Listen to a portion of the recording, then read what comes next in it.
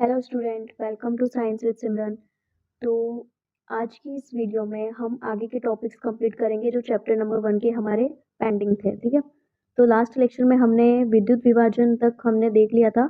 विद्युत विभाजन क्या था, हमने एक बीकर लिया था और उस बीकर में 2 टेस्ट ट्यूब डाली थी और जिसे किसके द्वारा हमने एक रबर के द्वारा उसे सील कर दिया था। उसमें क्या किया था, हमने H2O में विद्युत प्रवाहित किया था। विद्युत मतलब हमने उसे इलेक्ट्रिसिटी दी थी। पानी को अगर हम इलेक्ट्रिसिटी देंगे तो उसका विभाजन होगा, किसमें विभाजन होगा पानी का, H+O2 में, मतलब वो हाइड्रोजन एंड ऑक्सीजन में टूट जाएगा। ठीक है, इसलिए हमने क्या किया, कहा था कि विद्युत देने पर होने वाले विभाजन को क्या कहा जाता है, विद्युत विभाजन। चलिए अब हम हमारे यहाँ पर आज है कि प्रकाशीय विभाजन। ठीक है, अब आगे के टॉपिक को हम कंटिन्यू करेंगे।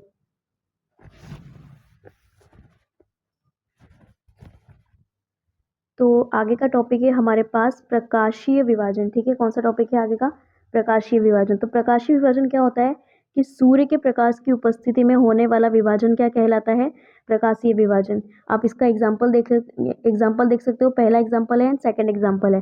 पहला एग्जांपल हमको दिया हुआ है कि 2AgCl सॉलिड जो कि सूर्य प्रकाश की उपस्थिति में, ये जो सिल्वर क्लोराइड है, Ag को हम क्या बोलते हैं, सिल्वर बोलते हैं, मतलब चांदी। चांदी को जो हम सिल्वर बोलते हैं और इसे किसके द्वारा दर्शाया जाता है, Ag के द्वारा दर्शाया जाता है। ठीक है, तो ये जो सिल्वर क्लोराइड है, सिल्वर क्लोराइड जो कि सॉलिड होगा। अब चांदी आपको पता ही है सॉलिड होती है, इसलिए इसको क्या कहा जाएगा, सॉलिड कहा जाएगा। तो ये जो मतलब सिल्वर क्लोराइड है, ये सूर्य के प्रकाश की उपस्थिति में Ag और क्लोरीन में टूट जाती है। मतलब हमारे पास अगर ये जो सिल्वर क्लोराइड है सॉलिड अवस्था में, मतलब ठोस अवस्था में, अगर हम इसको सूर्य के रूप में लाएंगे, मतलब सूर्य के सामने लाएंगे या फिर रोशनी में लाएंगे, सूर्य की रोशनी में, तो ये क्या होगा, हमारे पास Ag और Cl2 मतलब सिल्वर और क्लोरीन में टूट जाएगा। ठीक है, तो यही है प्रकाश विभाजन, जो ऐसा विभाजन जो प्रकाश की उपस्थिति में, किसके प्रकाश की उपस्थिति में, सूर्य के प्रकाश की उपस्थिति में होता है, वह विभाजन क्या कहलाता है, प्रकाशीय विभाजन। मैं दोबारा रिपीट करती हूँ कि एक ऐसा विभाजन जो प्रकाश की उपस्थिति में हो क्या कहलाएगा, प्रकाशीय विभाजन। ठीक है, अब देखिए आगे यहाँ पर क्या दिया है कि सिल्वर क्लोराइड सूर्य के प्रकाश की उपस्थिति में धूसर रंग में बदल जाता है। मतलब ये जो सिल्वर क्लोराइड था हमारे पास, ये देखिए यहाँ पर ये सूर्य के प्रकाश की उपस्थिति में धूसर रंग में बदल जाता है। ठीक है, मतलब ये जो सिल्वर आएगा हमारे पास, ये वाले सॉलिड, ये इसका रंग क्या होगा, धूसर रंग। धूसर मतलब ब्राउन ब्राउन सा। ठीक है, इस अभिक्रिया का उपयोग रसायन रजित क्रोमेटोग्राफी में होता है। ठीक है, आपके फोटोग्राफी में होता है। तो जो रजित फोटोग्राफी होती है इसमें इसका उपयोग होता है। ठीक है, किसका उपयोग होता है, प्रकाशीय विभाजन अभिक्रिया का। कौन सी अभिक्रिया का, तो याद रखना सिल्वर क्लोराइड की। ठीक है, आपको पूछा जा सकता है कि रजित फोटोग्राफी में, 1 मार्क्स में या फिर MCQ में पूछा जा सकता है कि रजित फोटोग्राफी में कौन सी विभाजन या फिर कौन सी अभिक्रिया का उपयोग होता है। तो आपको बताना है कि प्रकाशीय विभाजन अभिक्रिया। और अगर उसका एग्जाम्पल मांगे या फिर MCQ में बोला जाए, बहुत सारे आपको यौगिक दर्शाए गए होंगे, तो उसमें आपको याद रखना है कि सिल्वर क्लोराइड। ठीक है, नेक्स्ट हमारे पास है ऊष्माक्षेपीय अभिक्रिया, जो कि हम लास्ट में सीख चुके हैं कि जिन अभिक्रियाओं में अभिकारकों को तोड़ने के लिए ऊष्मा या प्रकाश विद्युत ऊर्जा की आवश्यकता होती है, उसे क्या कहते हैं, ऊष्माक्षेपीय अभिक्रिया। या फिर हम बोल सकते हैं कि अगर हम अभिकारक लिखें और हमको जो उत्पाद प्राप्त होता है, साथ में है यहाँ पर क्या निकले, हीट। हीट को हम ट्रायंगल से दर्शा सकते हैं, मतलब ताप को या फिर ऊष्मा को किसके दर्शा सकते हैं, ट्रायंगल या फिर त्रिभुज के द्वारा दर्शा सकते हैं। तो ऐसी अभिक्रिया जिसमें उत्पाद के बनने के साथ साथ क्या हो, ऊष्मा भी रिलीज हो या फिर ऊष्मा का भी निकास हो या फिर उत्सर्जन हो, क्या कहलाएगी वो, ऊष्माक्षेपी अभिक्रिया। ठीक है, होप इतना आपको समझ में आया होगा। चलिए आगे बढ़ते हैं, विस्थापन अभिक्रिया के बारे में सीखते हैं। अब ये विस्थापन अभिक्रिया क्या होती है, बहुत ईजी है ये विस्थापन अभिक्रिया। तो यहाँ पर लिखा हुआ है कि इन अभिक्रियाओं में अधिक क्रियाशील तत्व कम क्रियाशील तत्व को उनके यौगिक से विस्थापित कर देता है। मतलब जो ज्यादा ताकतवर होगा, मतलब अधिक क्रियाशील मतलब क्या, ज्यादा ताकतवर। ठीक है, और कम क्रियाशील क्या, मतलब जो कम ताकतवर हो। तो इस अभिक्रिया में अधिक क्रियाशील तत्व कम क्रियाशील तत्व को उनके यौगिक से विस्थापित कर देता है। मतलब वो जिसके साथ होगा उससे वो क्या कर देगा, दूर कर देगा। क्यों, क्योंकि सामने वाला बहुत ज्यादा ताकतवर है और वो कैसा है, कमजोर है या फिर कम क्रियाशील है। देखो यहाँ पर ये जो Fe था, Fe है और CuSO4 एक्वस में है, ठीक है। Fe कैसे है, सॉलिड में है, मतलब ठोस है। अब ये क्या हो जाएगा, FeSO4 जो कि एक्वस में परिवर्तित हो जाएगा, और ये Cu मतलब सॉलिड, सॉलिड में परिवर्तित हो जाएगा। देखो यहाँ पर SO4 के पास पहले क्या था, Cu था, ठीक है, पहले क्या था, Cu था, लेकिन अब SO4 के पास क्या आ गया है, Fe आ गया है। मतलब Fe ने क्या किया, Cu को हटा दिया, ठीक है। Fe ने क्या किया, Fe जो आया उसने Cu को धक्का दिया, फेंक दिया, और Fe किससे अटैच हो गया, किससे जुड़ गया जाके, SO4 से। मतलब यहाँ पर ज्यादा क्रियाशील कौन हुआ, Fe हुआ, ठीक है, और कम क्रियाशील कौन हुआ, Cu। जो हट जावे वो कम क्रियाशील, जो आ जावे मतलब जो जगह घेर लेवे, जैसे कि Fe ने जगह घेर ली थी हमारे पास, ठीक है, Fe ने जगह घेर ली थी Cu के पास आकर, तो Fe क्या हुआ, ताकतवर हुआ, और Cu क्या हुआ, कमजोर हुआ, ठीक है। समझ में आया होगा कैसे हुआ ये, ठीक है। चलो आगे बढ़ते हैं। नेक्स्ट यहाँ पर कुछ नहीं है, एक हल्का सा प्रयोग बताया गया है कि हमको एक परख नली लेनी है, उसे किसी स्टैंड के ऊपर अटैच कर देना है। अब उस परख नली में क्या करना है कि एक कील लेनी है, कील जो होती है ना, कील, दो कील को आपको इस तरह से धागे से बांधकर बाहर की ओर रखना है। तो परख नली, धागा, कॉपर सल्फेट का विलयन, यहाँ पर आपने देखा होगा पहले जो रिएक्शन थी उसमें क्या था, Fe प्लस CuSO4, ठीक है, उस तरह की जो रिएक्शन थी उसका यहाँ पे बताया गया है। ये कॉपर सल्फेट होता है, ठीक है, कॉपर सल्फेट क्या होता है, CuSO4, ठीक है ना। अब आगे देखो, तो और ये क्या है, लोहे की कील है, ठीक है, लोहे की कील है। अब नेक्स्ट, लोहे की कील पर कुछ टंग की कॉपर परत जम गई है, टंग नहीं होगा यहाँ पे, जंग होगा, ठीक है, ये प्रिंटिंग है थोड़ा मिस्टेक में, तो यहाँ पर क्या होगा, कुछ जंग की, मतलब जंग होता है ना, जंग लग जाती है लोहे पर, तो उसके लिए यहाँ पर बोला गया है लोहे की कील पर क्या हुआ है, कुछ टंग की कॉपर परत जम गई है।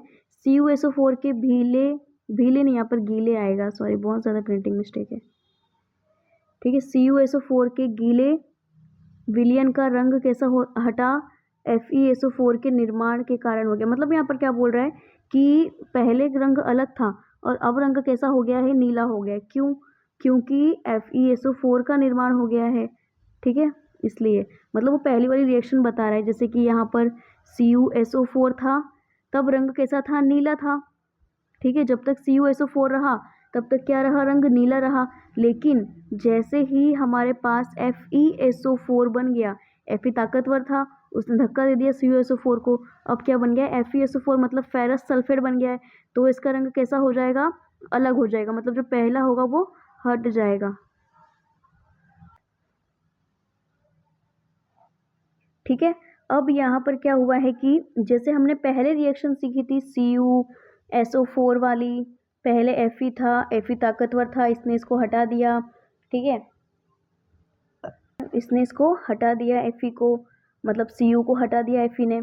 अब क्या हो रहा है यहाँ पर, सेम उसी टाइप की हमको एक रिएक्शन दी गई है, ये वाली, ठीक है। अब इस रिएक्शन में क्या है, देखो इस रिएक्शन में दिखा हुआ है कि ZnCuSO4, अब ये Zn ताकतवर है यहाँ पे, तो Zn क्या करेगा, Cu को हटा देगा, ठीक है, Cu हट जाएगा यहाँ पे। Cu हटने के बाद यहाँ पर क्या आ जाएगा, ZnSO4 आ जाएगा और Cu अकेला हो जाएगा, ठीक है। जिंक कॉपर से अधिक क्रियाशील है, जिंक क्या है, कॉपर से अधिक क्रियाशील तत्व है। अगर आपको पूछा जाए कि जिंक और कॉपर में से कौन ज़्यादा क्रियाशील है, तो आपका जवाब होना चाहिए जिंक ज़्यादा क्रियाशील है, ठीक है। नेक्स्ट देखो कि अब हमारे पास आता है टॉपिक द्विविस्थापन अभिक्रिया। द्विविस्थापन अभिक्रिया में क्या है, इस अभिक्रिया में उत्पादों का निर्माण दो यौगिकों के बीच आयनों का आदान प्रदान से होता है, ठीक है। मतलब क्या बोलना चाह रहा है, द्विविस्थापन में जैसे हमने अभी तक विस्थापन अभिक्रिया सीखी थी, उसमें क्या हो रहा था, सिर्फ और सिर्फ एक तत्व का विस्थापन हो रहा था, जैसे कि अगर जो ताकतवर है वो उसकी जगह ले लेगा। लेकिन अब यहाँ पर क्या होगा कि दो यौगिकों के बीच आयनों के आदान प्रदान से होता है, यहाँ पर किसका, दोनों का ही ट्रांसफर हो जाएगा, मतलब दोनों का ही विस्थापन हो जाएगा, इसलिए दो विस्थापन हुए, इसलिए इस अभिक्रिया को कहा जाता है द्विविस्थापन अभिक्रिया, ठीक है। आगे देखो रिएक्शन देखते हैं, Na2SO2 BaCl2 एक्वस, एक्वस में है, मतलब दोनों ही क्या है, तरल अवस्था में है। अब BaSO4 2NaCl, ये भी क्या है, सॉलिड NaCl पता होना चाहिए, सोडियम क्लोराइड क्या होता है, नमक होता है, ठीक है। अब देखो कि ये जो Na2SO4 Na2SO2 है, ये सोडियम सल्फाइड है। अब ये सोडियम सल्फाइड और यहाँ पर SO2 था और यहाँ पर आकर क्या हो गया, ये SO4 हो गया है और उसके साथ क्या आ गया है हमारे पास Ba, ठीक है, Ba आ गया। आई थिंक यहाँ पर SO2 ही होगा, ठीक है, ये सिर्फ और सिर्फ SO2 होगा। ये यहाँ पर गलती से 4 लिख दिया गया है, यहाँ पर 2 आएगा, SO2, ठीक है। तो ये जो Ba था वो चला जाएगा SO2 के पास और ये जो Na है वो चला जाएगा Cl के पास। मतलब देखो यहाँ पर ये जो Ba है वो SO2 के पास चला गया, ये जो Na है वो Cl के पास आ गया। देखो यहाँ पर क्लियर हो जाएगा अभी आपको कि ये जो Na2 है वो चला जाएगा Cl2 के पास और ये जो Ba है वो आ जाएगा SO2 के पास। देखो यहाँ पर Ba SO4 के पास आ गया, मतलब SO2 के पास आ गया, यहाँ पर 2 होगा, ठीक है, ये 4 नहीं है, ये 2 है। उसके बाद ये NaCl ये जो 2 मोल बन जाएंगे। देखो ये भी 2 था और Cl भी 2 है, तो यहाँ पर हम सामने से 2 लिख सकते हैं। इसका मतलब है कि Na भी 2 है और Cl भी 2 है, ठीक है, दोनों ही 2-2 है, मतलब NaCl के कितने मोल हैं, 2 मोल है। इस तरह से समझ में आ गया होगा। द्विविस्थापन क्या होता है, देखिए यहाँ पर क्या लिखा है कि बेरियम सल्फेट BaSO4 के सफ़ेद अवक्षेप का निर्माण होता है, इसलिए इस अभिक्रिया को अवक्षेपण अभिक्रिया भी कहते हैं। अवक्षेपण अभिक्रिया क्या होता है, जैसे कि अवक्षेपण मतलब जैसे कि अगर हम कोई चीज़ को घोलते हैं तो नीचे जो बच जाता है, नीचे देखा होगा कुछ सफ़ेद सफ़ेद बच जाता है कभी कभी। अगर आप ज़्यादा नमक या फिर कोई भी चीज़ अगर पानी में घोलते हो तो कभी कभी क्या होता है वो नीचे जब बहुत ज़्यादा हम घोल देते हैं तो वो नीचे जाके कुछ चीज़ बैठ जाती है जो ज़्यादा नहीं घुलती। कभी कभी चीनी अगर नहीं घुलती तो देखा होगा पानी में कैसे बैठ जाती है नीचे, ठीक है। इसका मतलब क्या होता है कि वो क्या है, उसका अवक्षेपण है। ये तो जस्ट मैंने आपको एग्जाम्पल के लिए बताया है। वैसे ही रासायनिक अभिक्रिया में क्या होता है, अगर हम किसी बीकर में या फिर कोई भी केमिकल मिलाते हैं और जैसे कि ये यहाँ पर अवक्षेप किसको बोला गया है, BaSO4 को, जो कि कैसे कलर का है, सफ़ेद कलर का है। BaSO4 के सफ़ेद अवक्षेप का निर्माण, मतलब ये कैसा होगा, नीचे बैठ जाएगा सफ़ेद कलर में, ठीक है। जो भी टेस्ट ट्यूब वगैरह होगी इसमें नीचे जाके ये बैठ जाएगा और सोडियम क्लोराइड तो होगा ही होगा, ठीक है। अब हमारे पास नेक्स्ट है कि उपचयन और अपचयन। उपचयन में क्या है कि जब किसी पदार्थ में ऑक्सीजन की वृद्धि होती है, जब भी किसी पदार्थ में क्या हो, ऑक्सीजन की वृद्धि हो, जैसे कि अभी हमने अभिक्रिया लिखी, मान लो कोई अभिक्रिया लिख देते हैं कि फॉर एग्जाम्पल चलो यहाँ पर यही समझ लो, जैसे कि SO2, ठीक है, प्लस हमने ले लिया O2, ठीक है, O2 ले लिया। अब यहाँ पर बनेगा क्या, SO4 बन जाएगा। अब यहाँ पर देखो SO2 के पास पहले कितने O थे, 2 O थे, लेकिन अभी यहाँ पर ये SO4 हो गया, मतलब ऑक्सीजन की संख्या तो बढ़ गई है। अब ऑक्सीजन की संख्या बढ़ गई है मतलब क्या होगा, सिंपल सा यहाँ पर ये ऑक्सीकरण, ठीक है, ऑक्सीजन की संख्या बढ़ जाए तो हमारे पास क्या होता है, उपचयन होता है। जब किसी पदार्थ, नेक्स्ट हम पढ़ते हैं कि जब किसी पदार्थ में हाइड्रोजन का हानि हो। अब हाइड्रोजन की अगर हानि होती है तो भी उपचयन होता है। जैसे कि अगर हाइड्रोजन मान लो यहाँ अभिक्रिया के, मतलब जैसे कि मैं अभिक्रिया लिखूं तो अभिकारक में हाइड्रोजन मान लो 2 थे, 2 हाइड्रोजन थे, बट यहाँ पर आते आते कितना हाइड्रोजन बचा, केवल और केवल एक ही हाइड्रोजन बचा है।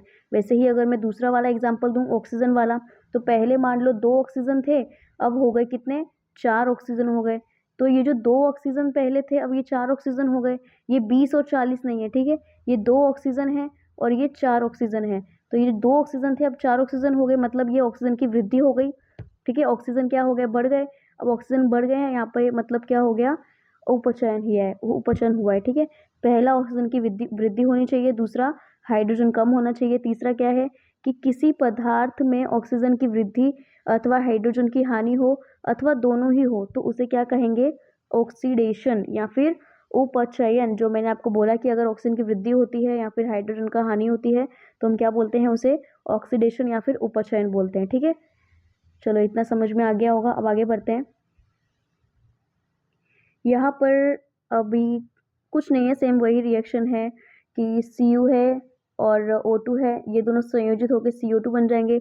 बट इतना अभी आपको छोड़ो छोड़ो इसे, अब हम सीखेंगे अपचयन। अभी तक आपने क्या क्या सीख लिया, अभी हमने उपचयन सीख लिया है, ठीक है। अब हम आते हैं डायरेक्टली किसके ऊपर, अपचयन के ऊपर, ठीक है। अब अपचयन सीखेंगे। अपचयन क्या होता है, सेम टू सेम प्रोसेस है, बट ये किसका उल्टा है, उपचयन का उल्टा है।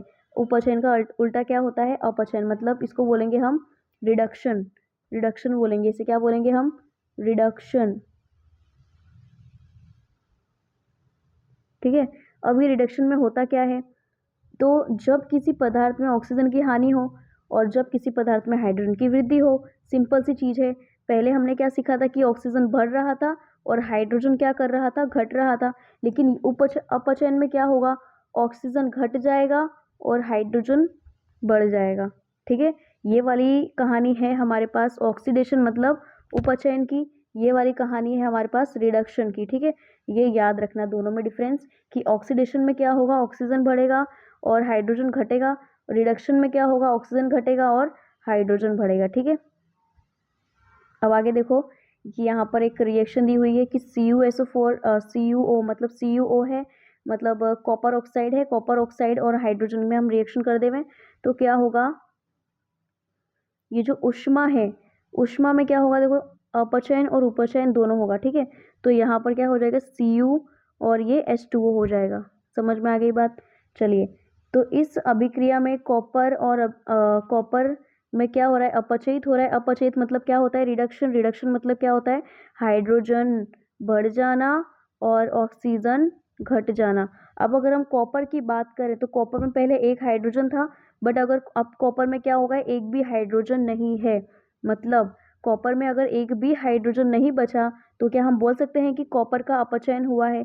कॉपर का क्या हुआ है, अपचयन। क्यों हुआ अपचयन, क्योंकि पहले तो भाई के पास एक ऑक्सीजन था, बट अब क्या है, ये एकदम अकेला है, मतलब एक भी ऑक्सीजन इसके पास नहीं है, मतलब ऑक्सीजन हट गया। ठीक है, तो क्या हो गया, ऑक्सीजन की कमी हो गई। अब ऑक्सीजन की कमी हो गई है तो देखो ऑक्सीजन का हानि, अब ऑक्सीजन की हानि है तो क्या होगा, अपचयन होगा। ठीक है, इतनी बात समझ में आई। अब आगे देखो, हाइड्रोजन उपचयित होकर जल बनता है। मतलब ये देखो यहाँ पर हाइड्रोजन है, हाइड्रोजन के पास पहले एक भी ऑक्सीजन नहीं है, बट अब क्या हुआ है, हाइड्रोजन के पास एक ऑक्सीजन आ गया है। अब ऑक्सीजन की वृद्धि हो रही है, हाइड्रोजन तो एज इट इज ही है, चलो हाइड्रोजन को हम नहीं देखते हैं, बट हमारे पास यहाँ पर एक तो पालन हो रहा है ना, दोनों में से कोई भी एक पालन होना ही चाहिए। या तो फिर आपकी ऑक्सीजन की वृद्धि हो या फिर हाइड्रोजन का घटाव हो, या तो फिर आपकी ऑक्सीजन में कमी हो या तो फिर आपका हाइड्रोजन में घटाव हो, तो ये रिएक्शन मतलब ये जो रूल्स है वो फॉलो होगा। जैसे कि ये किस में कहलाएगा, ये होगा ऑक्सीडेशन मतलब उपचयन और ये होगा अपचयन। ठीक है, अपचयन मतलब रिडक्शन और ये होगा उपचयन। ठीक है, समझ गए इतनी बात। अब देखो यहाँ पर हाइड्रोजन में एक भी ऑक्सीजन नहीं था, अब यहाँ पर ऑक्सीजन आ गया, मतलब ऑक्सीजन बढ़ गया है। अब ऑक्सीजन किस में बढ़ेगा, उपचयन में। उ से ओ ऐसे याद रखने का, अगर उपचयन हम लिख रहे हैं, उपचयन अगर हम लिख रहे हैं तो उपचयन, उ से ओ ऐसे याद रखने का। ठीक है, तो ऊ अगर उपचयन होगा तो डेफिनेटली क्या होगा, ऑक्सीजन बढ़ जाएगा। लेकिन अगर हम अपचयन की बात करें तो अपचयन में क्या होगा, ऑक्सीजन घट जाएगा। जैसे कि यहाँ पर ये Cu था, अब Cu के पास एक भी ऑक्सीजन नहीं बचा, पहले तो एक था ऑक्सीजन, बट अब क्या है, एक भी ऑक्सीजन नहीं है, तो ऑक्सीजन घट गया, तो क्या हो जाएगा, अपचयन हो जाएगा। ठीक है, अगर आपको नहीं समझ में आया तो वीडियो को दोबारा देखना। ठीक है, आगे देखो, अब इस अभिक्रिया में उपचयन अपचयन दोनों हो रहे हैं, तो ये क्या होगी, रेडॉक्स अभिक्रिया कहलाएगी। ठीक है, सबसे इंपॉर्टेंट बात, ये जो Cu है, Cu का क्या हो रहा है, अपचयन हो रहा है, और ऑक्सीजन का क्या हो रहा है, उपचयन हो रहा है। तो इसमें उपचयन प्लस अपचयन दोनों ही है, दोनों ही हो रहा है। तो ये अगर किसी भी रिएक्शन में ये दोनों ही हो, दोनों ही नियम का पालन करें, तो ये कौन सी अभिक्रिया होगी, रेडॉक्स अभिक्रिया। ठीक है, कौन सी अभिक्रिया होगी, रेडॉक्स अभिक्रिया। ये मोस्ट इंपॉर्टेंट है, ये आपको आगे की क्लास में भी काम आएगी। ठीक है, अब आगे बढ़ते हैं।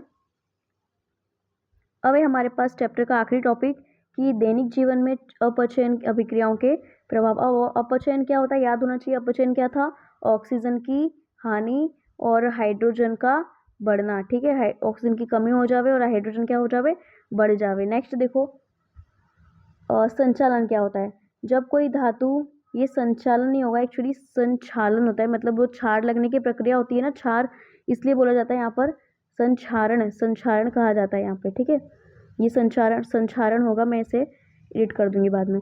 जब कोई वस्तु या फिर जब कोई धातु ऑक्सीजन आर्द्रता अम्ल आदि के संपर्क में आती है, जिससे धातु की ऊपरी परत कमजोर सहनील हो जाती है, तो क्या हो जाता है, उस पर जंग लगना शुरू हो जाती है। देखो मैं आपको बताऊं, मान लो यहाँ पर हमारे पास एक लोहे की छड़ है, ठीक है, और ये लोखंड की है, और आपको पता है कि लोखंड पे जंग लगती है। अब क्या होगा, ये लोखंड है इसके ऊपर कुछ भी नहीं है, अभी ये डायरेक्ट लोखंड है। लोखंड आपने देखा होगा कैसा ब्राउन कलर का होता है, ठीक है। अब क्या होगा, मान लो आर्द्रता मतलब बारिश आई, बारिश की बूंदें इसके ऊपर गिरी। अब क्या होगा, इसके अंदर लोहा है, तो लोहे के अंदर क्या होगा, Fe के कण होंगे। Fe के कण हैं, इसके अंदर छोटे छोटे छोटे छोटे लोहे की छड़ है।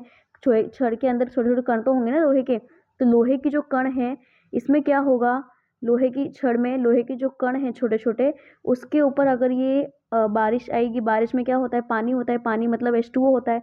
अब ये जो H2O है, H2 तो चलो हर जाएगा, गैस बन के निकल जाएगा, बट ये जो ऑक्सीजन है, ऑक्सीजन क्या करेगा, ये जो लोहा था लोहे के कण के साथ मिलकर, देखो मतलब कैसे, ये जो मान लोहे की छड़ थी, इसके अंदर क्या होगा, Fe होगा।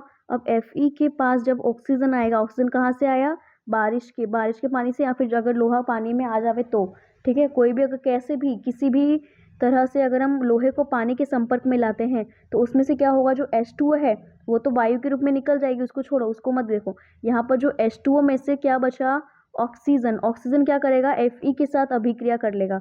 अब Fe के साथ अभिक्रिया मतलब लोहा प्लस ऑक्सीजन अगर जुड़ जाएंगे, तो वहां पर क्या बन जाएगा, काई, मतलब जंग लग जाएगी। इसी प्रक्रिया को क्या बोलते हैं, क्षार। और ये जो जंग होती है ना, ये क्षारण प्रक्रिया प्रक्रिया कहलाएगी, ठीक है। इसी प्रक्रिया को हम बोलते हैं क्षारण, ठीक है। तो इसलिए बोलते हैं लोहे की वस्तु पर जंग लगना, चांदी के ऊपर काली परत, तांबे के ऊपर हरी परत चढ़ना संक्षारण के उदाहरण है।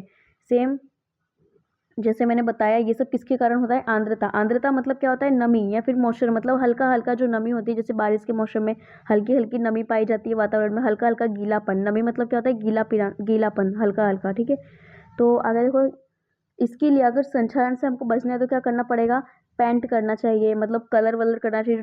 जो भी लोखंड की वस्तुएं हैं हमारे पास, उसके उसके ऊपर क्या करना चाहिए, पेंट लगा कर रखना चाहिए, या फिर विद्युत लेपन करना चाहिए। ये सबसे क्या करता है, धातु को हम बचा सकते हैं, जो भी हमारा लोखंड है उसे, उस पर जंग लगने से हम बचा सकते हैं। नेक्स्ट आता है हमारे पास विकृत गंधिता, ठीक है, मतलब कॉरिजन। वायुशक या फिर तेलीय वांद यमनी वायु के संपर्क में आने पर अपचयित हो जाती है, जिसके उनकी स्वाद और गंध में परिवर्तन हो जाता है, इसे विकृत गंधिता कहते हैं। मतलब आपने जो खाने के, आपके जो खाना का सामग्री होता है, खाने की जो चीज़ें होती हैं, वो अगर ज़्यादा देर तक वायु के संपर्क में रहेंगी तो वो क्या हो जाती हैं, उनका स्वाद खराब हो जाएगा, या फिर उनकी जो गंध है उसमें परिवर्तन, मतलब पहले तो अच्छी स्मेल आ रही थी, बट जब तक वो रखी रही, धीरे धीरे रखी रही, तब क्या होगा, उसकी जो गंध है वो भी गंध चली जाएगी, या फिर दूसरी गंध मतलब खराब स्मेल आने लगेगी, ठीक है। अब देखते हैं यहाँ पर विकृत गंधिता, इसको रोकने के उपाय। तो पहला है प्रतिऑक्सीकारक का उपयोग करना। अभी प्रतिऑक्सीकारक क्या होता है, सबसे इंपॉर्टेंट है कि प्रतिऑक्सीकारक होता क्या है। तो प्रतिऑक्सीकारक वे पदार्थ होते हैं जो प्रतिऑक्सीकारक वे पदार्थ होते हैं जो वसा या तेल के ऑक्सीकरण को धीमा कर रोक देते हैं, उन्हें उनसे होने वाली गंधिता या फिर बासी होना को भी रोकते हैं। और ये ये खाद्य पदार्थ की गुणवत्ता और शेल्फ लाइफ बढ़ाने में मदद करते हैं। मतलब जो खाने में हमारा तेल है उसको क्या करेंगे, अपचयित मतलब जल्दी सड़ने से रोकेंगे, ठीक है। वही होता है हमारा प्रतिऑक्सीकारक पदार्थ। तो ये एक प्रकार के पदार्थ होते हैं जो क्या करेंगे, खाने को सड़ने से या फिर खराब होने से रोकेंगे। तो सबसे पहले हम विकृत गंधिता को रोकने के लिए क्या कर सकते हैं, विकृत प्रतिऑक्सीकारक का उपयोग कर सकते हैं। दूसरा क्या कर सकते हैं, वायुरोधी बर्तन में खाद्य सामग्री खाकर, ठीक है। वायुरोधी मतलब जो वायु से एकदम रोधी हो, मतलब एकदम रोध कर दे, एकदम जिसके अंदर वायु का ना ना के बराबर प्रवेश हो, मतलब बिल्कुल भी प्रवेश ना हो, ना के बराबर हो एकदम। तो तीसरा है कि वायु के स्थान पर नाइट्रोजन गैस द्वारा। अब वायु के स्थान पर हम क्या कर देंगे, उस जो खाना है हमारा उसके अंदर क्या भर देंगे, नाइट्रोजन गैस। आप जो पैकेट्स वगैरह खाते हो, दुकान पर नॉर्मली किराने स्टोर पर मिलने वाले जो पैकेट्स होते हैं, और जो उसमें हवा भरी रहती है, ठीक है। आप कुछ भी बालाजी के वगैरह जो भी प्रोडक्ट आप लोगे, तो उसमें जो हवा आपको भरी हुई दिखती है, एकदम फूला हुआ दिखता है, किसके कारण दिखता है, क्योंकि उसमें क्या होती है, नाइट्रोजन गैस पाई जाती है, ठीक है। और ये क्वेश्चन में आ सकता है एमसीक्यू वगैरह में, तो याद रखना। अब यहाँ पर कुछ एमसीक्यू हैं, टोटल 6 एमसीक्यू, और ये एमसीक्यू अगर आपको आ गए, मतलब आपका ये चैप्टर एकदम अच्छे से डन है। मतलब 70 to 60% पोर्शन आपका इस एमसीक्यू को करके कवर हो सकता है, इसलिए इस एमसीक्यू के आंसर आप कमेंट्स में ज़रूर कमेंट करना। Thanks for watching. अगर वीडियो पसंद आए